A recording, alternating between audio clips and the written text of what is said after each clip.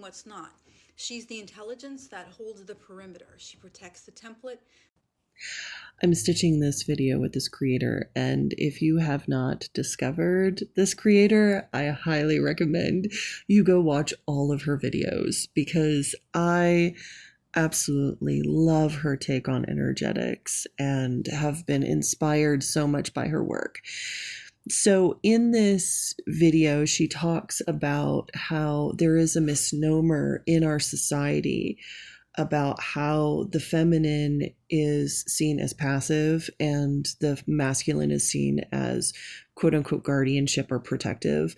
And that's actually not the case. It's the feminine that is protective, because she can, what she calls, scan the field and know where the dangers are at. Because of the powerful amount of receptivity, the feminine is pulling in. If you think about it, like masculine is like going outwards. It's like what you would hear in martial arts. It's yang. It's outward projection of energy, whereas feminine is inwards of inward, like pulling in of energies. And so because of that, we have a misnomer because the masculine, because it likes to tear things down and control things, because that's like, it tests boundaries. It goes in and finds weaknesses, and the feminine protects what is like precious and what is important. And so that's why, like, if you look at a lot of the ancient guardian goddesses who were attributed to guarding sacred groves and spaces, they were always goddesses. You never had in pagan lore masculine deities guarding sacred places. It was always very powerful warrior goddesses. And that's why we have a lot of goddesses in the Indo-European system, from the Middle East to Slavic regions to even Russia to Europe and the Celtic regions. We have these goddesses who are both goddesses of love and war. And it's because they represent the fullness of what the divine feminine is. The feminine scans everything in the field because she can take it all in. She's receptive, and then she utilizes her magic to protect what is important. And she often can be like a lot scarier and a lot more powerful than the masculine. And so, unfortunately, what happens a lot especially in paganism and in magic, people think that they're worshiping the feminine, and they're actually not.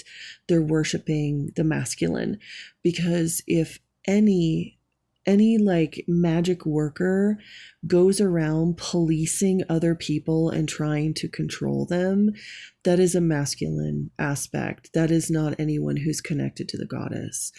And so we have a lot of people, especially in the heathen community, they pay lip service to saying that, they practice Seidh, or they, because Seidh is our term for goddess working with Freya, who is the goddess of Seidh.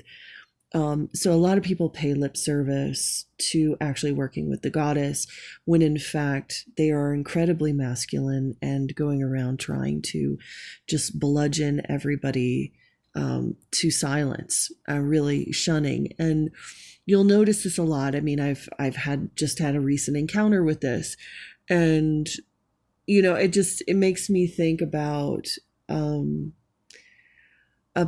communities. And unfortunately, a lot of women, and this makes me really sad, how many women in our community are silenced before they can even discover their own magic. That they've adopted this weird, fierce sense of control as power, and it's not. True power is receptivity, understanding, being able to put pieces together, being able to hear spirits and listen to them, being able to listen to your ancestors, being able to listen to your community and tap in. And It's also incredibly protective because, like, a very powerful seer, a powerful Scythe woman would never attack another Scythe woman for anything that she would say, because she would know that if that Scythe woman is incorrect, she'll figure it out on her own. We don't need to control, and we don't need to coerce, and we don't need to bully people into silence or submission.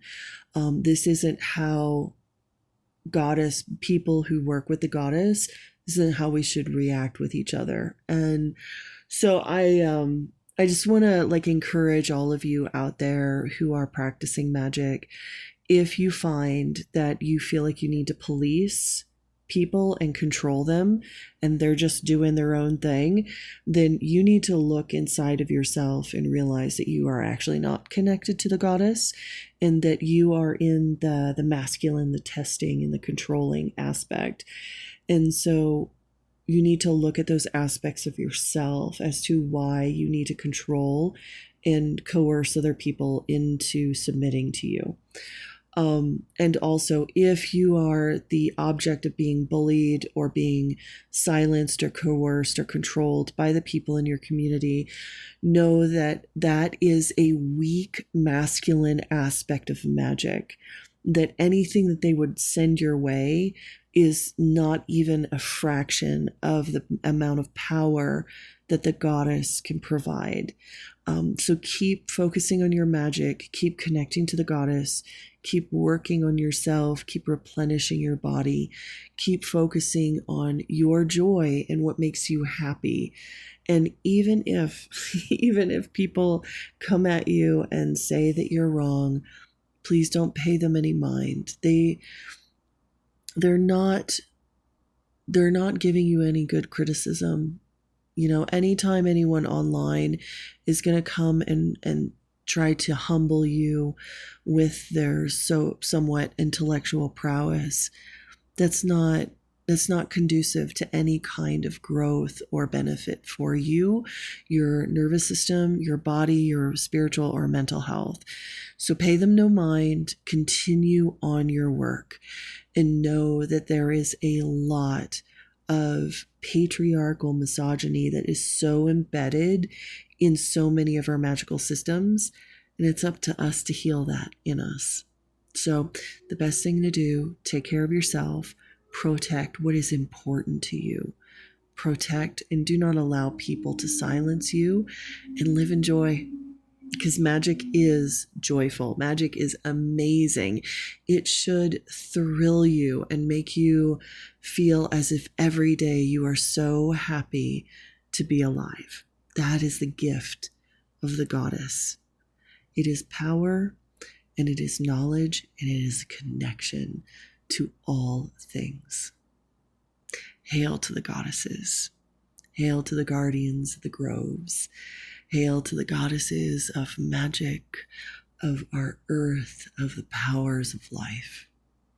We wouldn't be here without them.